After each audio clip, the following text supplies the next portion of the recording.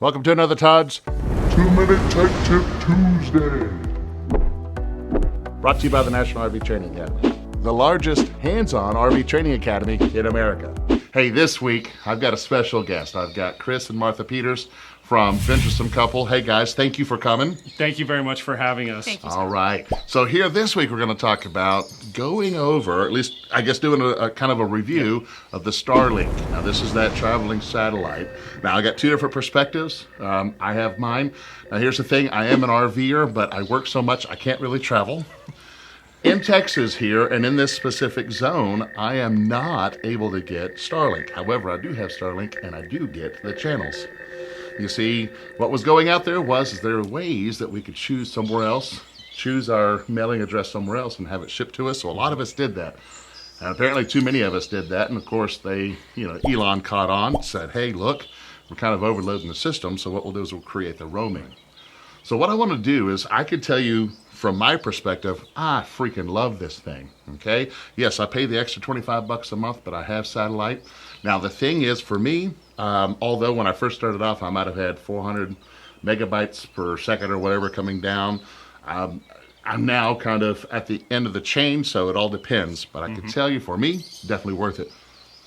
What's your perspective? You guys travel with it, right? We do. You We have travel with it. Now, I would say for 99% of RVers, it is an ideal solution, and it's probably a good standalone solution. For us, it's one of our solutions because there is times that, unfortunately, it's down. Yeah. Because, like you said, on the RV side, we're at the end of the food chain. It doesn't always work. There's times where we've been down to 1 or 3 megabits per second down, and there's also glitches. There is just, it'll drop out at times because it's a developing technology. Yeah. And so, with it, now I haven't had it completely go out or anything else, but I could tell you that whenever you set your dishy up and you do your little scanning or whatnot, you can have just a little tree limb and you're like, that's pretty darn good.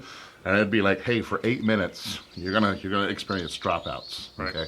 So for me, and I'm high on, I know that we're not there yet. He's setting up satellites all the time. I guess that's part of the problem. But for me, in the RV space, there wasn't anything better, or there isn't anything better at this point. So for me, I'm excited about it because I know that within a year or two, we're going to be rocking and rolling. I mean, you kind of see the end of the finish line, but what are some other considerations? Do you have any other considerations when you guys have it? The length of time it takes you to set it up. Have you been in a place where you couldn't, I guess, make contact? Yeah, there's been one campground where we could not set it up. It was a blanket of trees, so we didn't even bother, and it was just, we're only staying one night. The other consideration, Chris is a remote worker, so he has his day job where he needs to be on Microsoft Teams all the time, Monday through Friday. And me, I upload video, so there are times where Starlink is not working great for me, where I need to upload my video. It says it could take about an hour and a half, and sometimes the camp Wi-Fi is actually a little better. Right. So yeah. Ease of use is great. For me, it's really simple. It's one wire. As long as you follow the process correctly, it's not difficult to put in. Pre-running everything in your RV makes things a little bit easier, but the ability to just deploy it on the ground is wonderful. The other option, throw it on a pole to get up and clear some trees, which we carry both. Right, and that just takes a little bit longer, right? Yep. You got your telescoping pole that you can put up, but for most of us, it's if there's a clear ground connection, and then just basically send it out the side of the wall, maybe by the slide or something like that, your cable. Yes, absolutely. Okay. And the Wi-Fi that's built into it is actually really good. We've been really happy with the router that's built into it. Yeah, and the same thing here. They do actually make a wireless connection, that you can actually then send off somewhere else. But for us, on the home version, I can tell you, not only do I have Wi-Fi inside the house, but even outside the house. I've got a good 30 foot outside the house from the stock router that they have.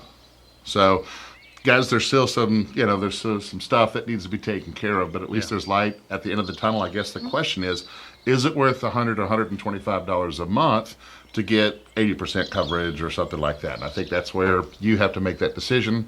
Nowhere at the 100%. It's up to you. Is 80% still worth $100, $125? Are you paying the $125 or $100? No, we're paying the portability price. Okay, the extra $25 for it. And for us, it's absolutely worth it. And we use it, I would say, 98% of the time. It really works well. Hey, if you want to learn more about them, go check them out at Venturesome Couple on YouTube. Where else?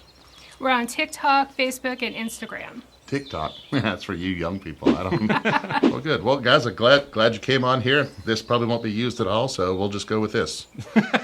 There's your tech tip. All right, before you get to the bloopers, which is why you're here in the first place, the RV industry needs thousands of RV technicians and inspectors, and now is the perfect time to do that. If you want to make more money or have more control over your time, go ahead and click the link below. Or if you just want to learn how to fix your own RV, got something for you there. Head over to rvtechcourse.com and get started today. Now for the reason that you're at the end of the video, roll the bloopers. Oh, we are recording. Hey, this week we're going to talk about hamburgers. Hamburgers. I'm in. Let's do Let's it. do it. Tell them about our idea for a really cool YouTube channel. The Traveling Peters. Yeah. Musk now is taking over the world. World domination. That's right. By the way, go check out Venturesome Couple. Look at the link right down here. It's over there. All right, so I'm going to toss it. We're going to do this again, and I'll toss it back over to you. Oh, he's not coaching me. No, I'm saying, I'm pointing at her. Does it sound like I listen anyway? Let's see what Don't forget Bill Gates. Microsoft. Oh, hell no. I forget Gates about him. taking over all the He's trying to farmland. kill everybody with all his... We were going to go a journey with the Peters. Too long. Too long. Actually, it'll be That's cool what they all say. Exactly. That's not what she His said. story. That's what she said. That's what she said. That's what she said. if they were cave dwellers. You can get spelunking with the Peters. Spelunking. Hey, let's... What? So with us, I got Phil and Stacy. That's right. You, me, and the fifth wheel. Yep. Yeah, thank you, Todd, for having us here. So Absolutely. close. Let's try that again.